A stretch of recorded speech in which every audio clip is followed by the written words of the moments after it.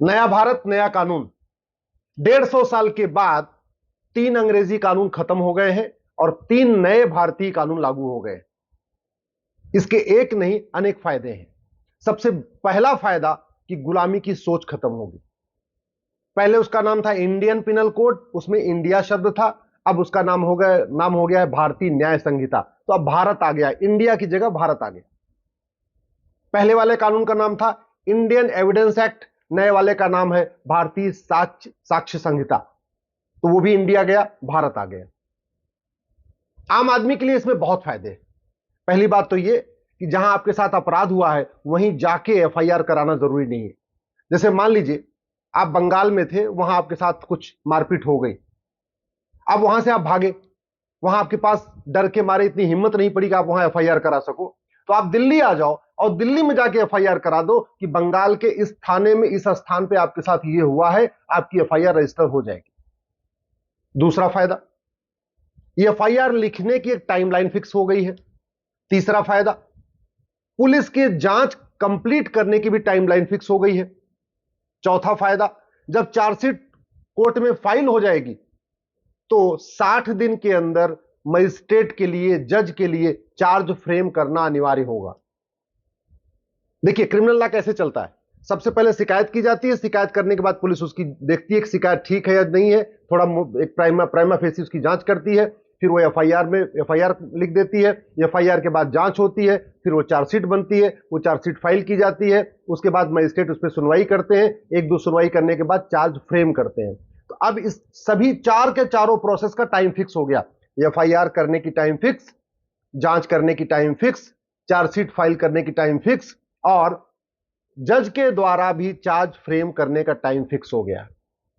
इसके अलावा जो सबसे इंपॉर्टेंट है, जब पूरी बहस पूरी हो गई तो कई बार ऐसा भी देखा जाता है, बहस पूरी हो जाती है, जज साहब जो है उस मुकदमे को 6 महीने बाद उसका फैसला सुनाते हैं। उसकी भी टाइम फिक्स हो गई है कि सुनवाई के 60 दिन के अंदर आपको मुकदमे का 45 सुनवाई कंप्लीट करने के 45 दिन के अंदर आपको फैसला सुनाना ही सुनाना है। तो आप, मुझे ऐसे लग रहा है कि इस पूरे के पूरे अगर आप इसका स्ट्रक्चर देखें तीनों कानूनों का, तो हम धीरे धीरे जस्टिस विद इन ईयर की तरफ आगे बढ़ रहे हैं। मैं ये नहीं कह रहा हूं कि ये 3 कानून लागू होते ही 1 साल के अंदर मुकदमों का फैसला शुरू हो जाएगा, लेकिन मैं ये कह रहा हूं इन तीनों कानूनों के बाद 1 साल के अंदर जो फैसला होना चाहिए उसकी तरफ आप आगे बढ़ चुके हैं। इसमें स्नैचिंग को बहुत सीरियस ऑफेंस बना दिया है। आप देखते रहते हैं चेन स्नैचिंग होती रहती है, मोबाइल स्नैचिंग होती रहती है, आए दिन झपट्टा मारी चलती रहती है, उसको गंभीर अपराध बना दिया है। आतंकवाद को इसमें शामिल कर लिया है, पहले उसमें नहीं था। पहले आईपीसी में राजद्रोह था, देशद्रोह नहीं था। यानी शासन की बुराई करना, शासन के खिलाफ कुछ करना अपराध था, लेकिन देश के खिलाफ कुछ करना अपराध नहीं था।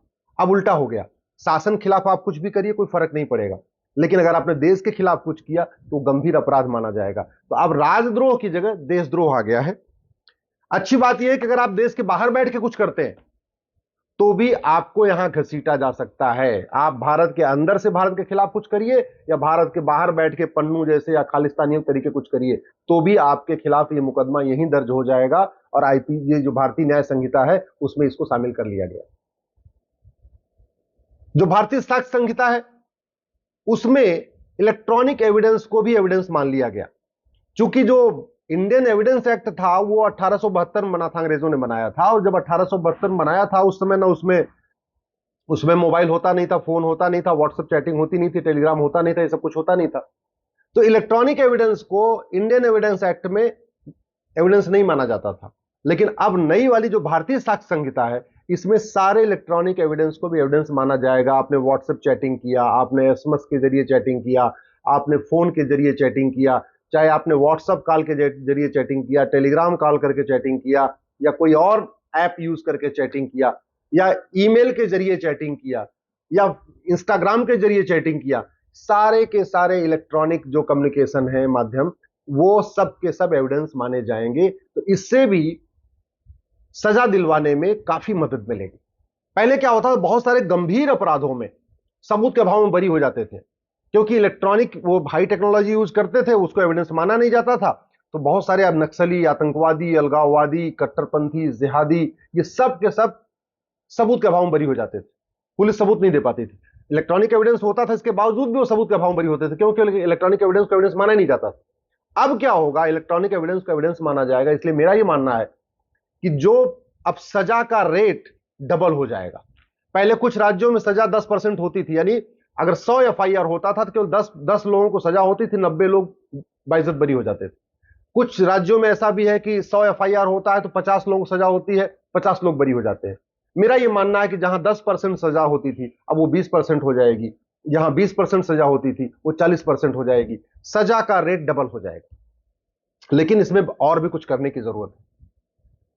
जो 3 नए कानून आए हैं, इसमें झूठ बोलने को गंभीर अपराध घोषित नहीं किया गया है, झूठी शिकायत को गंभीर अपराध घोषित नहीं किया गया है, झूठी गवाही को गंभीर अपराध घोषित नहीं किया गया है, झूठे हलफनामा को गंभीर अपराध घोषित नहीं किया गया।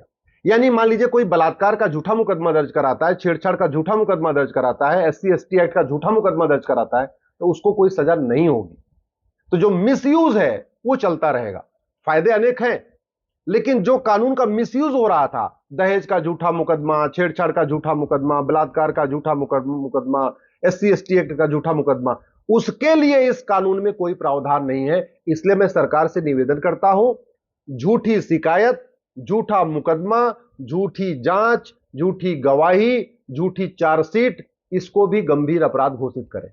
दूसरा, झूठ पकड़ने के लिए नार्को पॉलीग्राफ ब्रेन मैपिंग को मैंडेटरी करें, अनिवार्य करें, उसको भी एविडेंस माना जाए। नार्को पॉलीग्राफ ब्रेन मैपिंग को, जितने व्हाट्सएप वगैरह तो अब मान लिया गया, लेकिन अभी न तो झूठ पकड़ने के लिए नार्को पॉलीग्राफ ब्रेन मैपिंग अनिवार्य किया गया है, और बाय द वे अगर मान लीजिए पुलिस कैसे भी करके ऑर्डर कर भी लेती है, उसका एविडेंस नहीं माना जाएगा, उसका एविडेंस मानना जरूरी है। जैसे ही झूठी शिकायत गंभीर अपराध होगी, मैं गारंटी के साथ कहता हूं 50% मुकदमे अपने आप खत्म हो जाएंगे। भाई होता क्या है, वसीयत लोग फर्जी बनवा लेते हैं, विरासत लोग फर्जी बनवा लेते हैं, आधार फर्जी बनवा लेते हैं, राशन कार्ड फर्जी बनवा लेते हैं, वोटर आईडी फर्जी बनवा लेते हैं, फर्जी गवाही देते हैं, होता कुछ नहीं है। तो जब यह गंभीर अपराध हो जाएगा, फर्जी डॉक्यूमेंट बनवाना गंभीर, भाई जितने घुसपैठी आते हैं भारत में वो यही तो करते हैं, झूठा आधार बनवाते हैं, फर्जी आधार, फर्जी राशन कार्ड, फर्जी ड्राइविंग लाइसेंस, फर्जी वोटर आईडी, सब कुछ बनवा लेते हैं। लेकिन उस फर्जी वाले के खिलाफ इसमें कोई धारा नहीं है। तो मैं सरकार से यह भी निवेदन करता हूं, फर्जी डॉक्यूमेंट क्रिएट करने के लिए आप 10 से 20 साल सजा का प्रावधान करिए, गंभीर अपराध घोषित करिए। झूठ बोलने को भी गंभीर अपराध, झूठी गवाही को भी गंभीर अपराध, झूठे एफआईआर को भी गंभीर अपराध घोषित करिए। जो पुलिस वाले झूठी जांच करते हैं उसको गंभीर अपराध घोषित करिए। कई बार जज झूठा फैसला दे देते हैं, गलत फैसला देते हैं, उसको भी गंभीर अपराध घोषित करिए। और सबसे इंपॉर्टेंट, झूठ पकड़ने के लिए नार्को पॉलीग्राफ ब्रेन मैपिंग कानून बनाइए। और जो अभी भी बहुत सारे अपराधों के लिए अलग अलग कानून चल रहे हैं, उसको अब मर्ज करने की जरूरत है। एक देश एक न्याय संहिता, one nation one judicial code. भारतीय न्याय संहिता जो बनी है, इसमें आतंकवाद को शामिल कर लिया, रेप वाला जो पॉक्सो वाला केस था उसको भी इसमें शामिल कर लिया है, साइबर क्राइम को भी शामिल कर लिया है। लेकिन अभी भी कम से कम 50 और कानून अलग से चल रहे हैं। घूसखोरी का अलग कानून, जमाखोरी का अलग कानून, मुनाफाखोरी का अलग कानून, मिलावटखोरी का अलग कानून, कालाबाजारी का अलग कानून, धर्मांतरण का अलग कानून, घुसपैठ का महाघटिया कानून 1946 वाला फॉरेनर एक्ट। उन सबको मर्ज करके एक one nation one penal code, one nation one police code, one nation one judicial code, ये अगर बना दिया जाए तो जस्टिस विद इन ईयर शुरू हो जाएगा। मेरा यह मानना है, जैसे ये 3 नए कानून बने हैं, ऐसे बहुत जल्द ही 1861 का जो पुलिस एक्ट है उसको भी खत्म कर दिया जाए और 1861 के पुलिस एक्ट की जगह एक नया कानून लाया जाए, भारतीय पुलिस संहिता। अच्छा, लव जिहाद इसमें आ गया है, ये बड़ी अच्छी बात है कि लव जिहाद की जो धारा इसमें आ गई है। इसलिए राज्यों पे डिपेंड होने की जरूरत नहीं है, लव जिहाद पूरे देश में एक अपराध हो चुका है। लेकिन पूरे देश में घुसपैठ अभी अपराध नहीं हुई, घुसपैठ इसमें शामिल नहीं है। तो मैं सरकार से कहूंगा, इसी भारतीय न्याय संहिता में एक चैप्टर डालिए, ऑफेंस रिलेटिंग टू इन्फिल्ट्रेशन, और घुसपैठियों और उनके मददगारों की 100% प्रॉपर्टी जब्त करने, नागरिकता खत्म करने, आजीवन कारावास देने के लिए प्रावधान करिए। दूसरा, इसमें धार्मिक भावना आहत करना तो अपराध है नई वाली भारतीय न्याय संहिता में, लेकिन झूठ बोल के, लालच देके, धोखा देके धर्मांतरण कराना अपराध नहीं। तो मैं सरकार से भी निवेदन करता हूं, जो ऑफेंस रिलेटिंग टू रिलीजन है उसी में 2 नई धारा जोड़ दीजिए, और साम दाम दंड भेद द्वारा धर्मांतरण कराने को गंभीर अपराध घोषित करिए। धर्मांतरण कराने वाले मिशनरियों और जिहादियों की 100% संपत्ति जब्त करने, उनके मददगारों की, क्योंकि जो धर्मांतरण होता है ऑर्गेनाइज क्राइम होता है, उनके मददगारों की भी प्रॉपर्टी जब्त करने, उनकी नागरिकता खत्म करने और आजीवन कारावास देने का प्रावधान करिए। सरकार से मैं यह भी निवेदन कर रहा हूं, इस कानून में जो लैंड जिहाद चल रहा है, जो सड़क के किनारे, रेलवे के किनारे जगह जगह अवैध निर्माण हो रहा है, उस पर गंभीर अपराध नहीं है। तो एक लैंड जो अवैध निर्माण किया जाता है सार्वजनिक स्थानों पे, पार्क में, सड़क किनारे, हाईवे किनारे, रेलवे किनारे, उस पे लिए भी एक चैप्टर इसमें डाल दिया जाए। देखिए उत्तराखंड में हो रहा है, हिमाचल में हो रहा है, पूरे देश में अवैध निर्माण बहुत तेजी के साथ हो रहा है, उसके लिए भी एक चैप्टर हो जाए। और भी जितने भी हमारे भारत और भारत की संस्कृति के लिए बड़े खतरे हैं, जैसे इसमें हथियारों के लिए, अवैध जो हथियारों की सप्लाई होती है, हथियार बनाए जाते हैं, उसके लिए एक चैप्टर नहीं है। तो मेरा यह मानना है कि जो हथियार तस्करी होती है उसको भी इसी भारतीय न्याय संहिता में शामिल कर लेना चाहिए। हमारी यंग जनरेशन बर्बाद हो रही है नशे के कारण, सारे स्कूल कॉलेज में नशे, ड्रग स्मगलर ने अपना नेटवर्क फैला दिया है।